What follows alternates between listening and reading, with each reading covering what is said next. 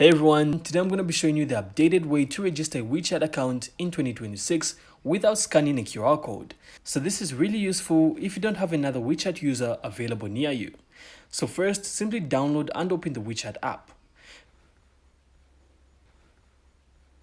From here, you can then tap sign up and choose sign up with mobile number. Next, you then have to enter your phone number, set a password, and complete the basic details like name and region.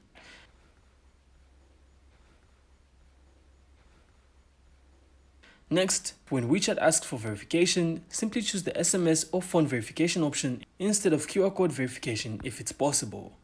From there, you then have to complete the security check and enter the verification code that's going to be sent straight to your phone.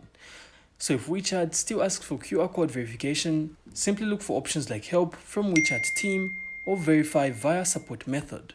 So this may appear after multiple attempts or on certain networks. So simply follow the on-screen instructions carefully. So once the verification is approved, your account will then be activated and you'll then be able to start using WeChat without scanning a QR code.